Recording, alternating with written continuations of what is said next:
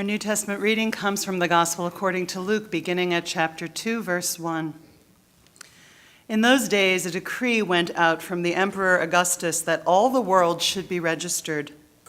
This was the first registration and was taken while Quirinius was governor of Syria. All went to their own towns to be registered. Joseph also went from the town of Nazareth in Galilee to Judea, to the city of David called Bethlehem, because he was descended from the house and family of David. He went to be registered with Mary, to whom he was engaged and who was expecting a child. While they were there, the time came for her to deliver her firstborn son. And she gave birth to her firstborn son and wrapped him in bands of cloth and laid him in a manger, because there was no place for them in the inn. This is the word of the Lord. Thanks be to God.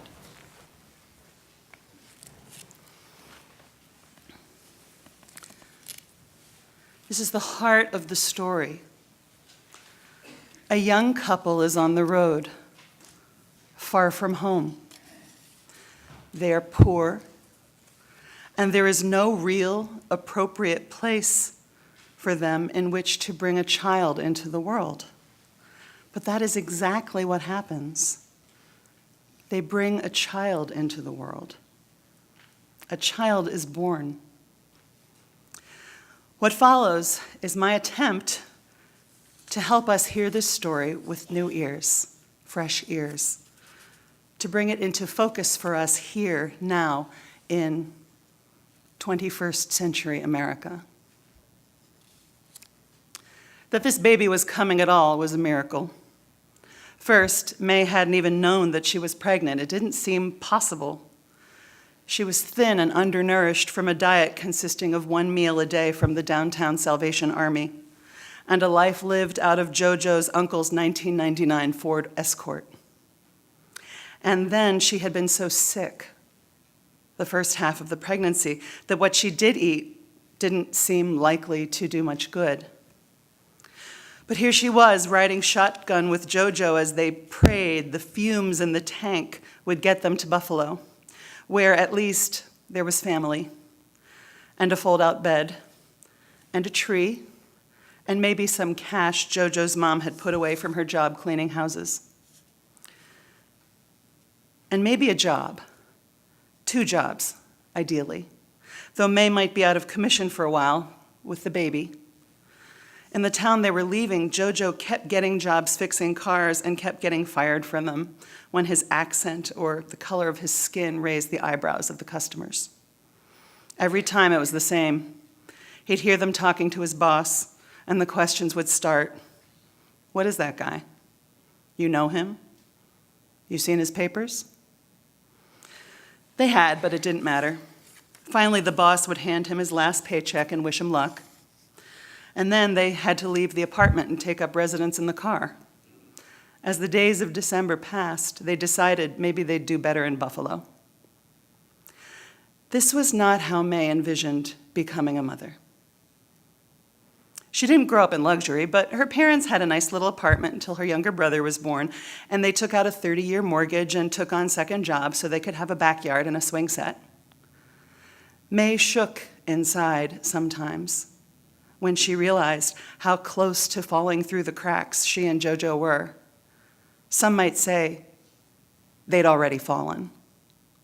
She loved him, and she knew he loved her, but sometimes she was afraid, deeply afraid, because life seemed to have a mind of its own, and she didn't have any control over that. Just like this baby whose coming was kind of a miracle.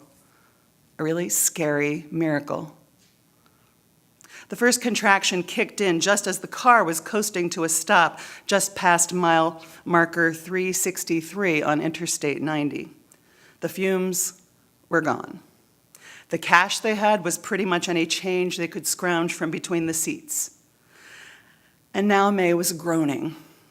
Oh, babe, I think this is it. Holy cow, oh man, oh. Jojo's face got that blank cloud May sometimes saw when she knew he had his back to the wall. She'd seen it with each job he lost. And here it was. But then he surprised May. He turned to her, almost cheery, and said, "My love, it's a beautiful night for a walk. I understand it's good to walk while you're in labor." Turns out Jojo had watched some YouTube videos about labor and delivery in the break room at his last job. May burst out laughing, and she picked up her backpack and she zipped up her parka. Actually, that was Jojo's uncle's too. Her parka didn't fit anymore. And got out of the car. It was just before 11 o'clock p.m. May'd never walked along an interstate, daytime or nighttime. It was actually terrifying. But Jojo seemed to know what he was doing. He was steady when the cars roared past, and he began a gentle patter of storytelling to distract May from the fact that the contractions were actually getting closer together, and he knew that meant something. Each time one stopped her, the contractions roared through her, just like the cars roared by her.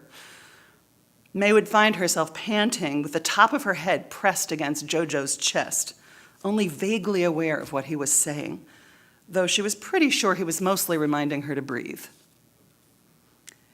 "You should be a midwife," she burst out after a particularly fierce one. They were 2.5 minutes apart now. They trudged on. A truck slowed down. A girl of about 12 leaned out the window. "You need a ride to the rest stop? My dad says we're getting off at the Leroy exit, so that's as far as we can go." Jojo helped May into the cab where the four of them squeezed together, the radio blaring, "All I Want for Christmas Is You." "Yeah," Jojo answered. "Car broke down," when the girl's father asked. "And she's—" Now May shook her head, ever so slightly. She didn't know why, but she just didn't want to involve these strangers in her drama. "She's really hungry," Jojo said. "Well, there's an Arby's at the rest stop, and a Tim Hortons." May, wide-eyed, panted through the next contraction as silently as she could, while David Bowie and Bing Crosby crooned "Pa-rum-pum-pum-pum" and "Peace on Earth." They tumbled out of the truck at 11:45, their eyes blinking from the brightness of the lights in the plaza. They made their way to the food court, where a teenage girl in a light brown shirt and visor stood behind the counter. There was one table occupied, some guys who'd just gotten off a shift at the Batavia Walmart. They were cracking jokes and whooping with laughter. They seemed to be having fun. The girl in the visor asked, "How can I help you?" Her supervisor, a middle-aged man, had his back to the counter. He was refilling napkin dispensers. Jojo started to speak. "We're just looking," and was interrupted by May, who began to groan again, a mighty groan this time. And she leaned hard against the counter. The manager turned around. "What's wrong with her?" The Walmart guys turned around, suddenly silent. "She's," Jojo began, and then leaned to catch May as she doubled over. The teenager looked at her manager. "I'm pretty sure she's going to have a baby." The two of them sprang into action, working together as seamlessly as if it were morning rush in the middle of the week. The girl brought Jojo and May to the employee lounge, a hospitable sounding room that was mostly bare, but for another of the same small, sturdy tables the restaurant boasted, with 4 chairs drawn up to it. The man disappeared and returned within 2 minutes with a maroon comforter and a dry cleaning bag. Then the girl disappeared and returned with a gift-wrapped box she was in the process of tearing open. It was a gold and green plaid flannel shirt. May was on the comforter-covered floor in short order, panting. As her labor intensified, Jojo thanked their hosts and asked them to step out to give May a little privacy. Hovering outside the door were the Tim Hortons employees, the guys from Walmart, and a New York State trooper who had just stopped in for coffee and an apple turnover. There were none till morning, unfortunately. The state trooper gently but firmly informed Jojo that he'd actually had some training for these kinds of situations. But while the negotiations were still ongoing, the child was born. The child was born. A hush fell over them. Only Jojo and the state trooper could see what was actually going on, and the door slanted closed behind them. At last that cry was heard, that sharp, beautiful, unmistakable cry that means life. Life. And the small crowd let out its collective breath. After a short while in which no one had any intention of dispersing, the door opened again and May leaned, damp and smiling, against the wall, the newborn baby in her arms, wrapped in a gold and green plaid flannel shirt. Next to her was a donut tray with the parka on top of it, ready to be a crib. One by one, they came in to greet the child. The Tim Hortons girl brought coffee and bagels. The manager slipped a wad of $25 Tim Hortons gift certificates into Jojo's jacket pocket.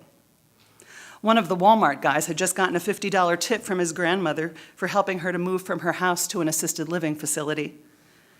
He gave it to May with an embarrassed "Merry Christmas."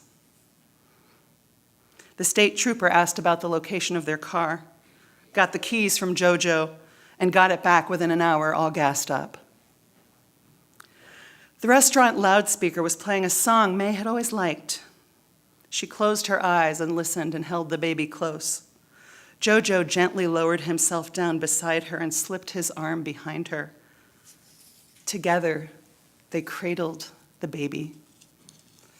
May listened to the song and she realized she wasn't afraid anymore. At least, not for now. Love came down at Christmas. Love all lovely, love divine. Love was born at Christmas. Stars and angels gave the sign. Love shall be our token. Love be yours, and love be mine. Love from God to all of us.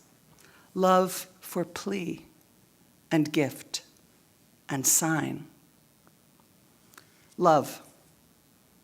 That was it. That's why she wasn't scared anymore. There was so much love. A child is born. Merry Christmas, my friends, and thanks be to God. Amen.